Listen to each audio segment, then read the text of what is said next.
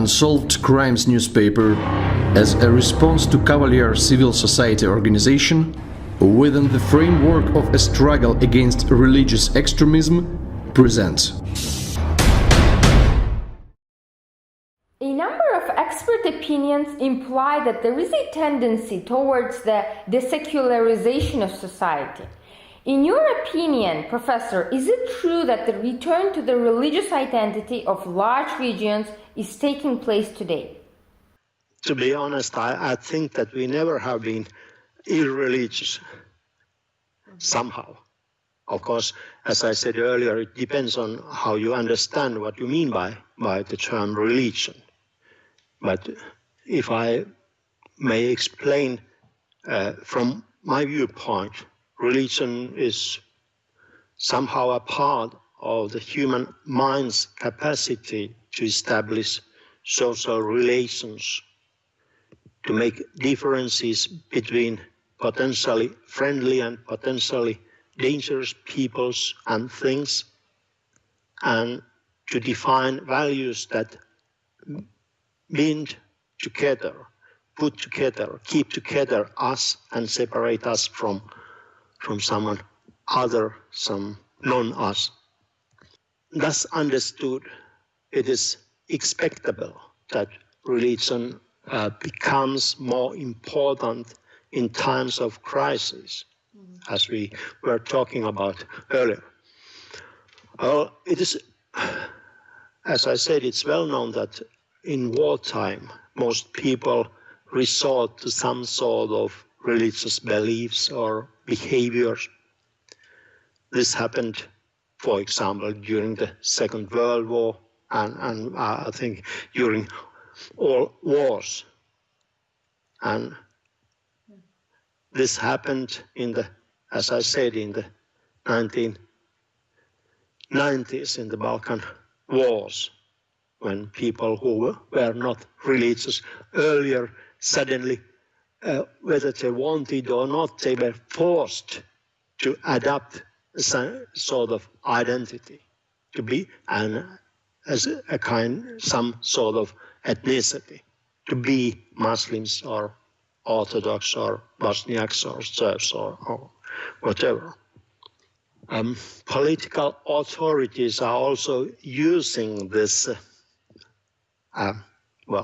turning towards religion to intensify crisis or to create a more social, more coherency within their own ranks.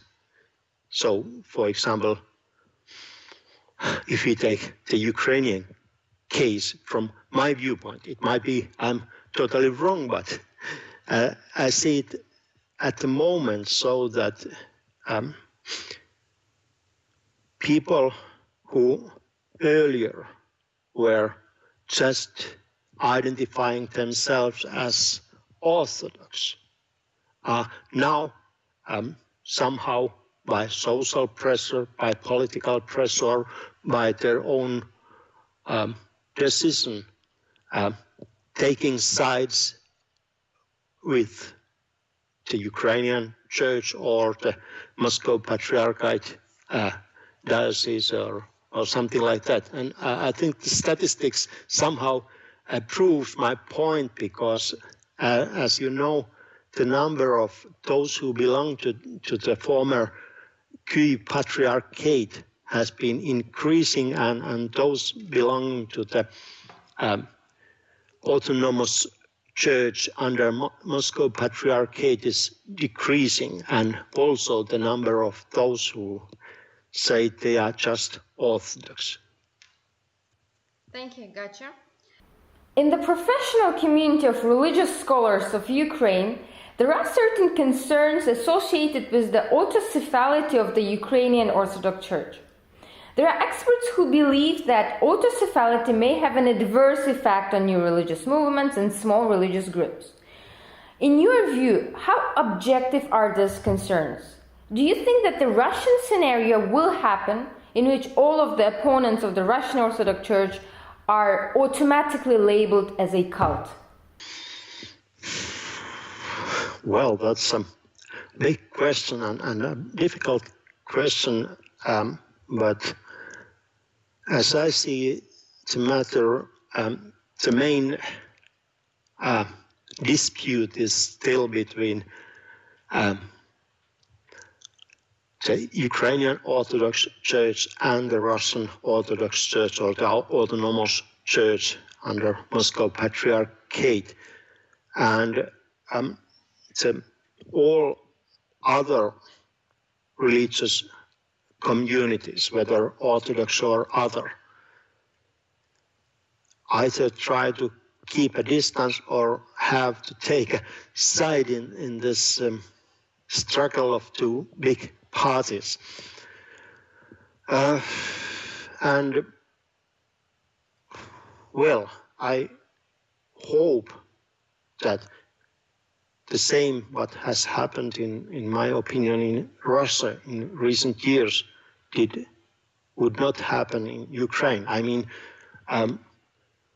at least since the promulgation of the religious law, which says that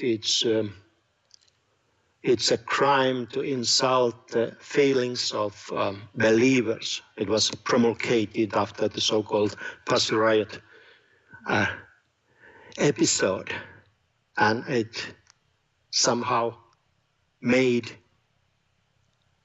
all opponents of the Russian Orthodox Church opponents of the state as well, if I put it a bit cruel.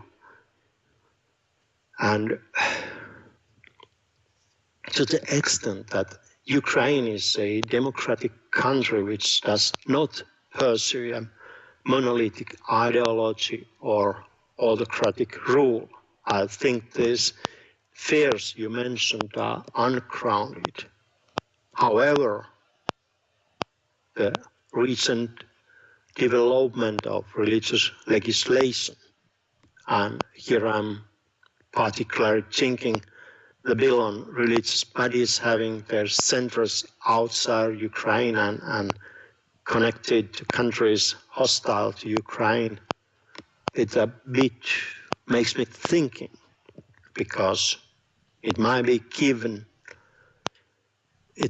give justification to label some religious groups as cults or as enemies of the states or something like that. But at the moment, I think it all depends on how the laws are interpreted and who will rule Ukraine, what will happen in the next presidential elections and so on. So I do not think that this scenario is the most realistic, but that it is possible. I hope it will not realize.